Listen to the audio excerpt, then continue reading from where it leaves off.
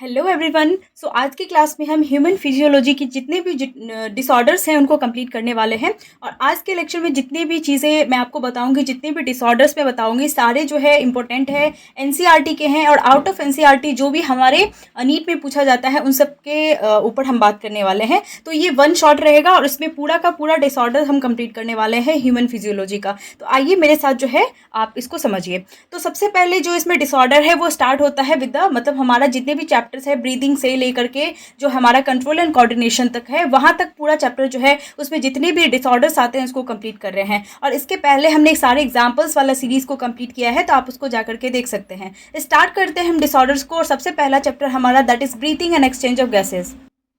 और इसका सबसे पहला जो डिसऑर्डर है दैट इज अस्थमा, जिसको कुछ लोग एज्मा भी बोलते हैं। तो अस्थमा जो होता है इसमें क्या होता है, मेनली जो है इसकी सिम्टम्स के ऊपर हम बात करने वाले हैं। इसमें क्या होता है कि ब्रोंकाई और जो ब्रोंक्यूल्स होते हैं उसमें क्या हो जाती है, इन्फ्लामेशन हो जाता है। तो उसकी इन्फ्लामेशन की वजह से क्या होती है कि डिफिकल्टी होती है ब्रीदिंग में, यानी कि सांस लेने में डिफिकल्टी होगी, इन्फ्लामेशन हो जाएगी, ब्रोंकाई और ब्रोंक्यूल्स की इन्फ्लामेशन हो जाएगी, जिसकी वजह से क्या हो जाएगी कि वीजिंग साउंड प्रोड्यूस होगी। और ये एक तरह का एलर्जिक डिसऑर्डर है, क्योंकि यहाँ पे हिस्टामिन जो होते हैं उसकी सिक्रेशन होती है। और हिस्टामिन का मेन काम होता है कि ये वेसल्स को डायलेट कर देता है और ब्रोंक्यूल्स जो होता है उसको कॉन्स्ट्रिक्ट कर देता है। तो इसकी वजह से क्या होता है, ब्रीदिंग में डिफिकल्टी होती है, वीजिंग साउंड प्रोड्यूस होती है, इन्फ्लामेशन हो जाती है ब्रोंकाई ब्रोंक्यूल्स की। और ये एक तरह का एलर्जिक डिसऑर्डर्स होता है, इसको आप याद रखेंगे, एज्मा या फिर अस्थमा को।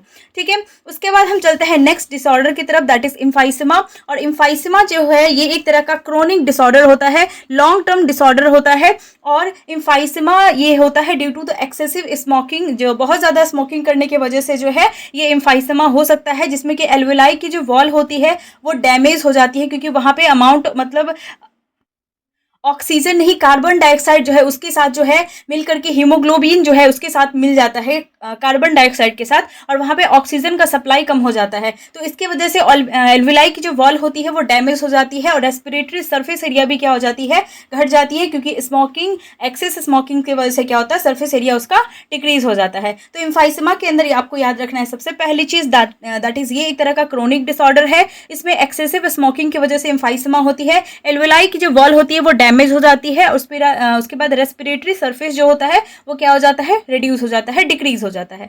नेक्स्ट तीसरा है हमारे पास इसी चैप्टर का, दैट इज ऑक्यूपेशनल डिसऑर्डर या ऑक्यूपेशनल रेस्पिरेटरी डिसऑर्डर, ORD। तो ऑक्यूपेशनल रेस्पिरेटरी डिसऑर्डर जो है ये उस एरिया में देखने को मिलता है जहां पे वो वर्कर्स काम कर रहे होते हैं, grinding and the stone breaking जो एरियाज होते हैं जहां पे ग्राइंडिंग वगैरह चलती रहती है, स्टोन ब्रेकिंग चलती है, उस एरिया में जो है डस्ट पॉल्यूशन से जो है, पॉल्यूशन की वजह से काफ़ी ज़्यादा जो है, जितना बहुत ज़्यादा अगर पॉल्यूशन रहेगा तो वहाँ पे जो है उस एरिया में जो है मतलब जहाँ पे ग्राइंडिंग और स्टोन ब्रेकिंग वगैरह चलता है वहाँ पे जो वर्कर्स होते हैं वो मास्क लगाते हैं बिकॉज ऑफ दैट, क्योंकि वहाँ पे एक्सेसिव डस्ट होने की वजह से क्या होता है, लॉन्ग एक्सपोजर जब जो होता है dust leads to the inflammation, उसकी लंग्स में क्या हो जाती है, इन्फ्लामेशन हो जाती है। और कभी कभी एक्सेसिव इससे होने की वजह से यहाँ पे फिब्रोसिस भी हो सकता है लंग्स में। तो grinding and stone breaking areas में होता है। उसके बाद ये डस्ट की वजह से भी हो सकता है, लॉन्ग एक्सपोजर अगर डस्ट में रहेंगे तो उससे इन्फ्लामेशन हो सकता है, लंग्स की फिब्रोसिस हो सकती है। और यहाँ पे जो दो बीमारी का नाम लिखा है दैट इज सिलिकोसिस और एस्बेस्टोसिस। ठीक है, तो सिलिका और एस्बेस्टोसिस, एस्बेस्टस की डिपोजिशन की वजह से जो है ये बीमारियां होती है, सिलिकोसिस एंड एस्बेस्टोसिस। तो बेसिकली ये एक डस्ट से रिलेटेड डिसऑर्डर है, ऑक्यूपेशनल रेस्पिरेटरी डिसऑर्डर। ऑक्यूपेशनल का मतलब होता है मतलब जो ऑक्यूपेशन कर रहे हैं, कुछ काम कर रहे हैं, काम करने वाले जो रेस्पिरेटरी डिसऑर्डर्स होते हैं ये किसी को भी हो सकता है, जो वर्कर्स वहां पे काम कर रहे हैं उनके लिए ये हो सकता है। इसके बाद हम चलते हैं नेक्स्ट चैप्टर की तरफ, दैट इज हमारा ब्लड सर्कुलेशन की तरफ। और ब्लड सर्कुलेशन जो है मतलब बॉडी फ्लूइड्स एंड सर्कुलेशन, इसमें सबसे पहला जो डिसऑर्डर है वो है हाइपरटेंशन के ऊपर। हाइपरटेंशन का मतलब होता है कि हाई ब्लड प्रेशर होना।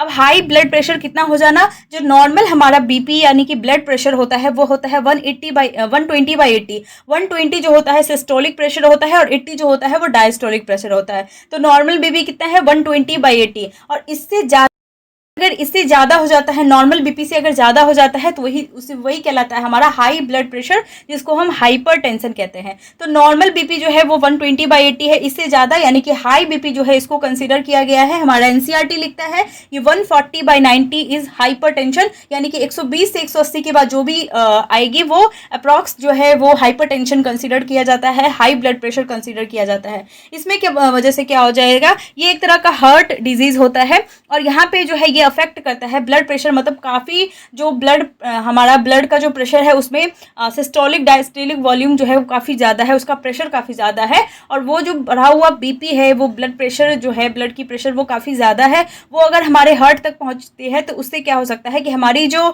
वाइटल ऑर्गन्स है जैसे कि ब्रेन और किडनीज, इनको अफेक्ट कर सकता है। तो हाइपरटेंशन जो है इसे हार्ट डिजीज होता है, leads to the heart disease, और ये वाइटल ऑर्गन जैसे कि ब्रेन और किडनी को अफेक्ट करता है।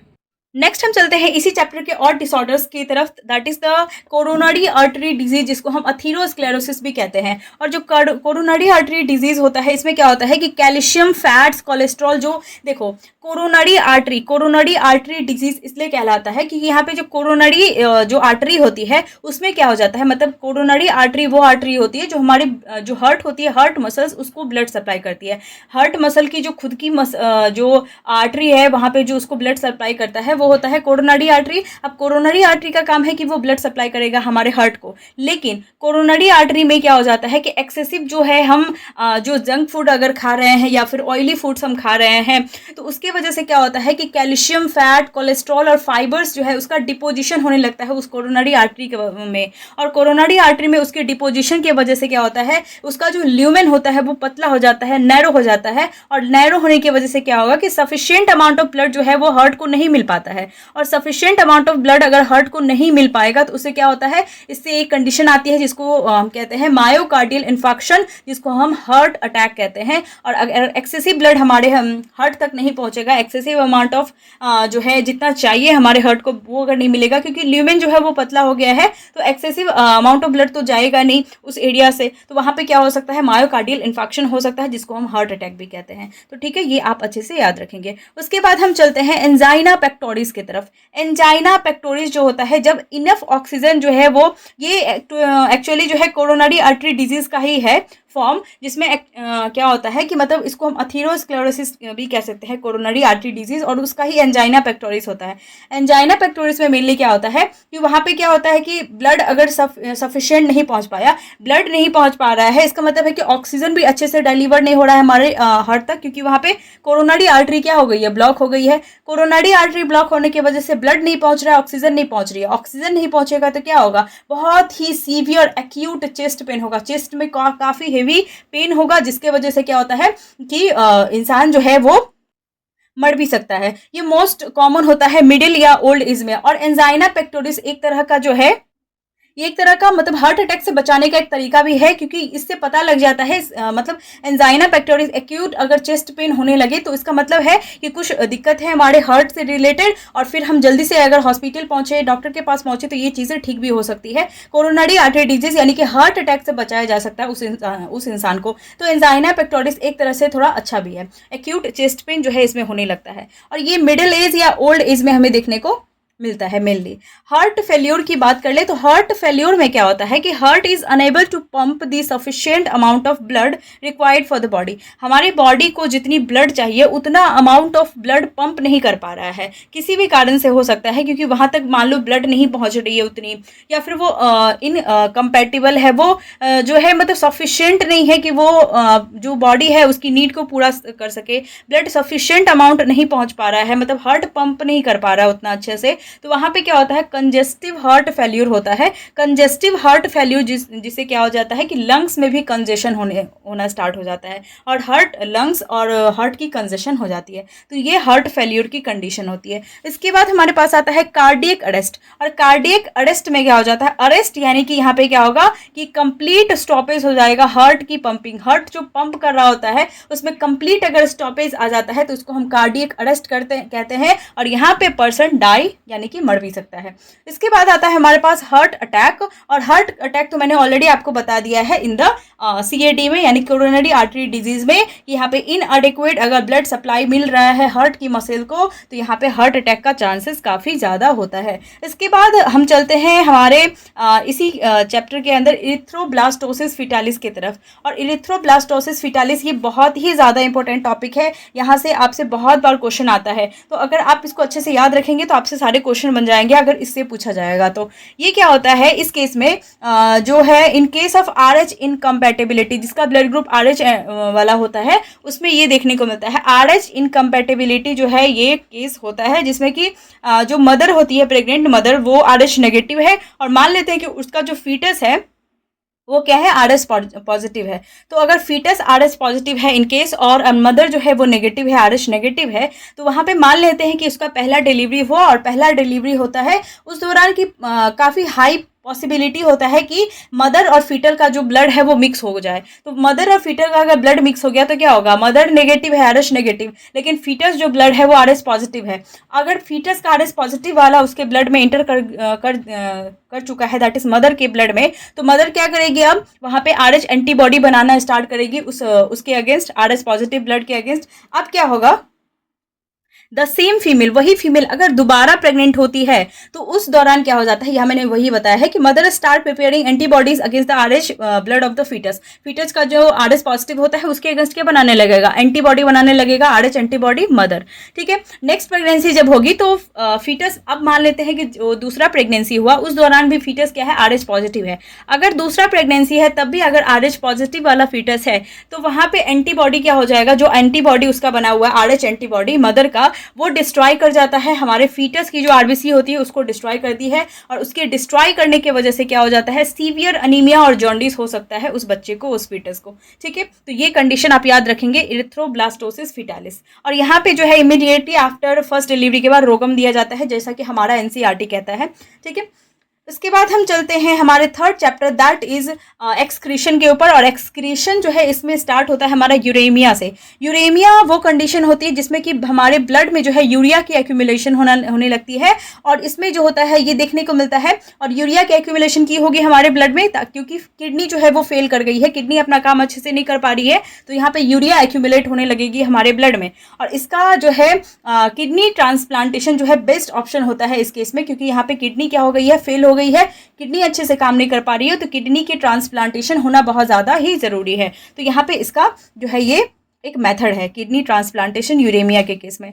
इसके बाद हम चलते हैं रीनल कैलकुली। और रीनल कैलकुली में क्या होता है, यहाँ पे एक्यूमुलेशन होने लगती है क्रिस्टलाइज्ड सॉल्ट, यानी कि कैल्शियम ऑक्सलेट। हमारे NCERT जो है क्रिस्टलाइज सॉल्ट जो है उसका नाम लिखा है कैल्शियम ऑक्सलेट। कैल्शियम ऑक्सलेट पे बहुत बार क्वेश्चन आया हुआ है, आप इसको याद रखेंगे। कैल्शियम ऑक्सलेट क्या है, एक तरह का क्रिस्टलाइज सॉल्ट होता है जो कि एक्यूमुलेट हो जाता है हमारे किडनी के अंदर। और रीनल कैलकुली जो होता है ये एक तरह का मतलब जो किडनी स्टोन होता है वही होता है रीनल कैलकुली, जहाँ पे जो कैल्शियम ऑक्सलेट है उसका एक्यूमुलेशन होगा, और इसको कहते हैं किडनी स्टोन्स। यहाँ पे मैंने लिखा भी है किडनी स्टोन कहते हैं।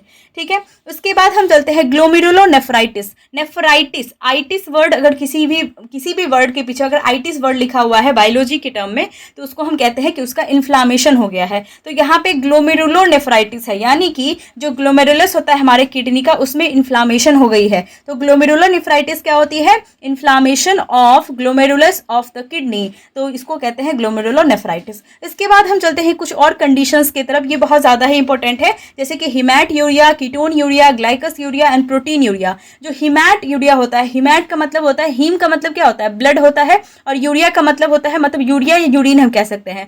तो presence of blood cells in urine, हिमैट का मतलब ब्लड या ब्लड सेल्स, तो प्रेजेंस ऑफ द ब्लड या फिर blood cells in the urine, तो यूरिन के अंदर जो है ब्लड या ब्लड का सेल्स जो है वो देखने को मिल रहा है, उस कंडीशन को हम कहते हैं हिमैट यूरिया। कीटोन यूरिया वो कंडीशन होती है जिसमें कि कीटोन बॉडीज जो है वो यूरिन के अंदर देखने को मिलता है। ग्लाइकोसूरिया जो वो कंडीशन होती है जिसमें कि ग्लूकोज देखने को मिलता है यूरिन में, और प्रोटीन यूरिया नाम से ही समझ में आ रहा होगा कि यहाँ पे प्रोटीन हमें अगर यूरिन के अंदर देखने को मिलता है तो ये क्या होता है, प्रोटीन यूरिया होता है, और ये सारी की सारी क्या है, बीमारियां हैं। इसके बाद हम चलते हैं माइस्थेमिया ग्रेविस की तरफ, दैट इज हमारा थर्ड चैप्टर है जो कि लोकोमोशन एंड मूवमेंट का है। लोकोमोशन एंड मूवमेंट जो है उसमें आता है सबसे पहले ऑटो इम्यून डिसऑर्डर, मतलब माइस्थेमिया ग्रेविस जो है ये आता है हमारा ऑटो इम्यून डिसऑर्डर है। और यहाँ पे क्या होता है, ये इफेक्ट करता है जो न्यूरोमस्कुलर जंक्शन होता है एनएमजे, उसको ये इफेक्ट करता है, जिससे क्या होता है कि न्यूरोमस्कुलर जंक्शन इफेक्ट होगा। ऑटो इम्यून डिसऑर्डर होता है जिससे फैटिग या वीकनिंग या पैरालिसिस हो जाती है हमारे स्केलेटल मसल की। हमारे स्केलेटल मसल कैसा हो जाता है, पैरालाइज्ड हो जाता है, उसमें फैटिग हो जाती है, वीकनिंग हो जाती है माइस्थेमिया ग्रेविस के केस में। तो आप इसमें बस कुछ चीजें याद रखेंगे, जैसे कि ऑटो इम्यून डिसऑर्डर है, ये इफेक्ट करता है न्यूरोमस्कुलर जंक्शन को, क्योंकि यहाँ से क्वेश्चन आ सकता है कि which of the following disorder affect neuromuscular junction. तो आप इसको नाम से याद रखेंगे, माइस्थेमिया ग्रेविस होता है, इसमें फैटिग, वीकनिंग एंड पैरालिसिस हो सकती है स्केलेटल मसल की। इसी चैप्टर में थोड़ा और आगे बढ़ते हैं तो हम समझते हैं मस्कुलर डिस्ट्रॉफी को। मस्कुलर डिस्ट्रॉफी जो होता है ये एक तरह का जेनेटिक डिस्ट्रॉफी, मतलब जेनेटिक डिसऑर्डर होता है। इसमें डिस्ट्रॉफिन प्रोटीन जो होती है उसकी कमी होने लगती है, और डिस्ट्रॉफिन प्रोटीन की कमी होने की वजह से यहाँ पे प्रोग्रेसिव डिजेनरेशन हो जाता है, डिजेनरेट हो जाता है स्केलेटल मसल हमारा। तो मस्कुलर डिस्ट्रॉफी क्या होता है, ये एक तरह का जेनेटिक डिसऑर्डर है, यहाँ पे प्रोग्रेसिव डिजेनरेशन हो जाती है स्केलेटल मसल की। बस इतनी सी चीजें आपको याद रखनी है इसके अंदर। इसके बाद हम चलते हैं टिटेनी की तरफ, और टिटेनी जो होता है इसमें क्या होता है कि रैपिड या फिर वाइल्ड रैपिड स्पाज्म या फिर वाइल्ड कॉन्ट्रैक्शन हमें देखने को मिलता है स्केलेटल मसल में। हमारी जो स्केलेटल मसल है उसमें क्या होता है कि कैल्शियम जो होता है हमारे ब्लड में, कैल्शियम की कमी हो जाती है, और कैल्शियम की कमी होने की वजह से रैपिड कॉन्ट्रैक्शन होने लगता है स्केलेटल मसल का। रैपिड स्पाज्म या फिर वाइल्ड कॉन्ट्रैक्शन हमें स्केलेटल मसल का देखने को मिलता है। हाथ जो होता है वो क्या होता है, हाथ और पैर जहाँ पे भी ये कैल्शियम लेवल जो है वो कमा है, और ये हमें देखने को मिलता है मेनली हाथ और पैरों में। तो यहाँ पे क्या होता है, हाथ और पैर क्या होता है, अकड़ जाता है टिटेनी के केस में, और यहाँ पे वाइल्ड कॉन्ट्रैक्शन की वजह से होता है, रैपिड स्पाज्म होने की वजह से होता है। इसके बाद हम चलते हैं अर्थराइटिस की तरफ, और अर्थराइटिस ये बहुत ज़्यादा इंपॉर्टेंट है। अर्थराइटिस जो होता है इसमें जॉइंट्स की इन्फ्लामेशन होती है, आइटिस वर्ड लगा है तो ये इन्फ्लामेशन होगा। अर्थराइटिस जो होता है इसमें क्या होता है कि जॉइंट्स जो होता है, अर्थरो का मतलब होता है जॉइंट्स, जैसे अर्थरोपोडा जो होता है, अर्थरोपोडा मतलब जॉइंटेड अपेंडेजेस होता है, वैसे ही यहाँ पे जॉइंट्स के लिए जो वर्ड होता है वो अर्थ होता है। मतलब अर्थ अगर लिखा हुआ है बायोलॉजी के केस में तो यहाँ पे हम उसको जॉइंट समझेंगे। तो इन्फ्लामेशन ऑफ द जॉइंट, हमारी जो जॉइंट्स होती है उसमें इन्फ्लामेशन हो जाती है। 3 तरह की ये होती है अर्थराइटिस, रियोमेटॉइड अर्थराइटिस, गाउटी अर्थराइटिस और ऑस्टियो अर्थराइटिस। जो रियोमेटॉइड अर्थराइटिस होती है ये एक तरह का ऑटो इम्यून डिसऑर्डर है। जो गाउटी अर्थराइटिस होती है इसमें यूरिक एसिड जो है वो जॉइंट में अक्यूमुलेट हो जाती है, जमा हो जाती है गाउटी अर्थराइटिस में। और ऑस्टियो अर्थराइटिस जो है ये एक तरह का एज रिलेटेड डिसऑर्डर होता है। ठीक है, उसके बाद हम चलते हैं नेक्स्ट टॉपिक की तरफ, दैट इज ऑस्टियोपोरोसिस। ऑस्टियोपोरोसिस वो कंडीशन होती है जिसमें कि बोन जो होता है, बोन में मतलब कैल्शियम जो होता है उसकी कमी होने की वजह से बोन पोरस हो जाती है, खाली हो जाती है, खोखली हो जाती है, बोन बिकम पोरस। एंड ये क्यों होता है, because of the loss of the calcium, मतलब लो लेवल हो जाता है, कैल्शियम की कमी हो जाती है, और इसकी कमी होने की वजह से बोन का मास क्या हो जाता है, वो पोरस हो गया है। अब बोन, उसके अंदर कैल्शियम की कमी है, कैल्शियम की कमी होने की वजह से बोन क्या हो जाएगा, डिक्रीज हो जाएगा, बोन का मास डिक्रीज हो जाएगा। और यहाँ पे ये फीमेल्स के केस में जब उसको मेनोपोज होता है, मेनोपोज में लो एस्ट्रोजन जो होता है फीमेल्स के केस में वो हमें देखने को मिलता है। फ्रैक्चर प्रोन बोन हो जाता है, ये एक तरह का एज रिलेटेड डिसऑर्डर होता है, और यहाँ पे थोड़ा सा भी चोट लगने की वजह से ये फ्रैक्चर बोन जो होता है वो क्रैक हो सकता है। तो फ्रैक्चर प्रोन बोन हो जाता है ऑस्टियोपोरोसिस के केस में। इसके बाद हम चलते हैं गाउट की तरफ, और जो गाउट होता है इसमें जॉइंट्स की ही इन्फ्लामेशन होती है, और यहाँ पे एक्यूमुलेशन हो जाती है इसकी यूरिक एसिड की, ये मैंने अभी आपको बताया है गाउटी अर्थराइटिस में। इसके बाद हम चलते हैं ड्वार्फिज्म, गिगेंटिज्म, एक्रोमेगाली की तरफ। तो यहाँ पे ड्वार्फिज्म जो होता है, ड्वार्फिज्म जो है ये एक तरह का स्टंटेड ग्रोथ होता है। स्टंटेड मतलब जितनी होनी चाहिए ग्रोथ उतना नहीं हो पाता है, यानी कि यहाँ पे जो है हाइपोसिक्रेशन, ये हमारा नेक्स्ट चैप्टर स्टार्ट हो गया है, और यहाँ पे केमिकल कंट्रोल एंड कोऑर्डिनेशन और हाइपोसिक्रेशन जो होती है, ग्रोथ हार्मोन जो है, अगर बचपन से ही ग्रोथ हार्मोन की सिक्रेशन जो है वो काफी कम है तो वहां पे हाइपोसिक्रेशन कंडीशन जो है कंडीशन आती है जिसको हम कहते हैं ड्वार्फिज्म, इसको हम स्टंटेड ग्रोथ भी कहते हैं, और ये बाय बर्थ होता है, मतलब चाइल्डहुड से ही होता है, ऐसा केस हमें देखने को मिलता है। गिगेंटिज्म वो कंडीशन होती है जिसमें कि काफ़ी हाइपर सिक्रेशन हो जाती है ग्रोथ हार्मोन की फ्रॉम द बर्थ, मतलब अगर बर्थ से ही हाइपर सिक्रेशन है ग्रोथ हार्मोन की तो वो गिगेंटिज्म होता है। जो एक्रोमेगाली होता है ये वो कंडीशन होता है जहाँ पे हाइपर सिक्रेशन होती है ग्रोथ हार्मोन्स के आफ्टर प्यूबर्टी,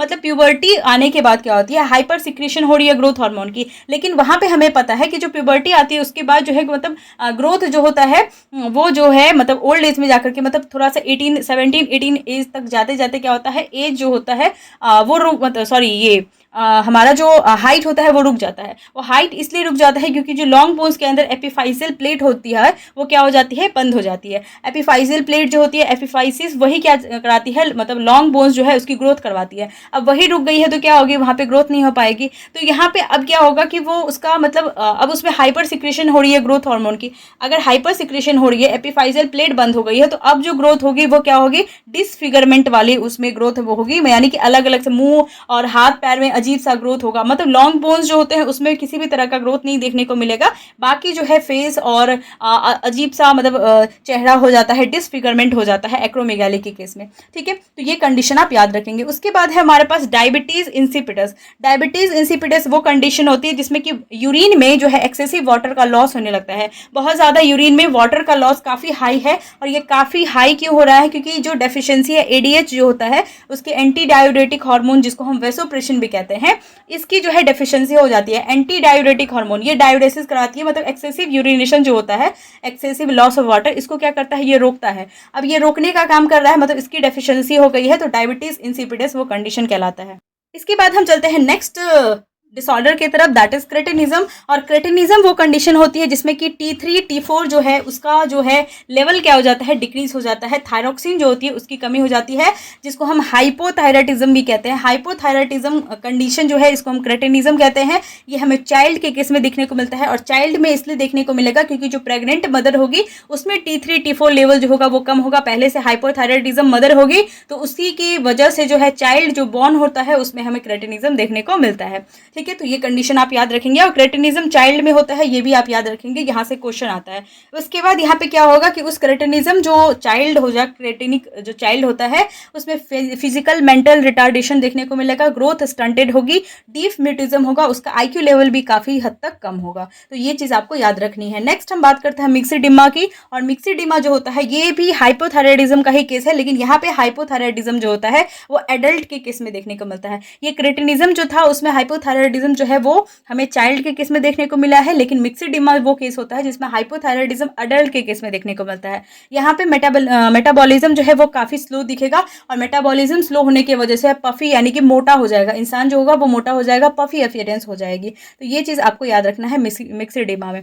नेक्स्ट हम बात करते हैं गोइटर की। गोइटर जो होता है यहाँ पे थायराइड ग्लैंड जो होता है उसकी स्वेलिंग हो जाती है, फूल जाता है, जिसको हम हाइपोथायराइडिज्म कंडीशन भी कहते हैं। और यहाँ पे मेनली जो गोइटर होता है इसमें आयोडीन जो होता है, डाइट में आयोडीन की कमी हो गई है तो इसके वजह से गोइटर हो सकता है, थायराइड ग्लैंड जो है वो स्वेल हो जाता है। ग्रेविस डिजीज की हम बात करें तो जो ग्रेविस डिजीज होता है इसको हम एक्सोप्थेल्मिक गोइटर कहते हैं। ये हाइपरथायराइडिज्म का कंडीशन होता है। यहाँ पे आईबॉल जो है वो बाहर प्रोट्यूज मतलब बाहर की तरफ आ जाती है, ऐसा लगता है निकल जाएगा आंख से, प्रोट्यूजन हो जाता है आईबॉल का, हार्ट रेट काफी बढ़ जाएगा, और यहाँ पे मेटाबॉलिज्म काफी हाई हो जाएगा। मेटाबॉलिज्म काफी हाई हो जाएगा तो वहाँ पे जितने भी प्रोसेसेस चल रहे हैं बॉडी के अंदर सारी अच्छे से चलेगी, बहुत काफी मतलब अच्छे से नहीं चलेगी, काफी तेजी से चलेगी, बहुत ही हाई हो जाएगी, तो इंसान क्या होने लगेगा, पतला होने लगेगा। तो ग्रेविस डिजीज में इंसान क्या हो जाता है, पतला हो जाता है, और मिक्सिडिमा में क्या होता है, मोटा हो जाता है, क्योंकि यहाँ पे क्या होता है, मेटाबॉलिज्म स्लो हो जाती है। इसके बाद हम चलते हैं एडिसन्स डिजीज की तरफ, और एडिसन्स डिजीज जो होता है इसमें डेफिशिएंसी हो जाती है कॉर्टिकॉइड्स, मेनली मिनरलो कॉर्टिकॉइड जो होता है उसकी डेफिशिएंसी हो जाती है, कमी हो जाती है। और यहाँ पे जो हार्मोन्स मतलब हमारा एनसीईआरटी कहता है जो under production of the hormones by the adrenal cortex alter the carbohydrate की, मतलब कार्बोहाइड्रेट की मेटाबॉलिज्म जो है उसको अल्टर कर देता है under production of the hormones, इससे जो हार्मोन्स निकलते हैं वो, जिससे एक्यूट वीकनेस और फैटिग हो सकता है। तो एडिसन्स डिजीज आपको अच्छे से याद रखना है। उसके बाद हम चलते हैं हमारा लास्ट जो डिसऑर्डर है इस पूरे ह्यूमन फिजियोलॉजी का, दैट इज डायबिटीज़ मेलाइटस। और डायबिटीज़ मेलाइटस वो इसमें क्या होता है, इंसुलिन की डेफिशिएंसी हो जाती है और यहाँ पे ग्लाइकस यूरिया एंड कीटोन यूरिया दो कंडीशन देखने को मिलता है, जिसमें कि यूरिन के अंदर अगर ग्लूकोज और कीटोन बॉडीज अगर यूरिन के अंदर देखने को मिलता है तो वो डायबिटीज़ मेलाइटस के अंदर आता है, ग्लाइकस यूरिया एंड कीटोन यूरिया, और डेफिशिएंसी हो जाती है इंसुलिन की। तो यहाँ पे आके हमारा पूरा ह्यूमन फिजियोलॉजी का सारा जो है डिसऑर्डर वो कंप्लीट होता है। इसके बाद जो है और जो भी डिसऑर्डर्स वो बचे हैं पार्ट 2 एंड पार्ट 3 में भी उसमें कंप्लीट होगा। तो सारे हैंड रिटन नोट्स के लिए आप इंस्टाग्राम टेलीग्राम से जुड़ जाइए, आपको सारे हैंड रिटन नोट्स मिल जाएगा। और जो है आप जो है इसके बाद, तब तक के लिए stay tune, stay healthy and thank you.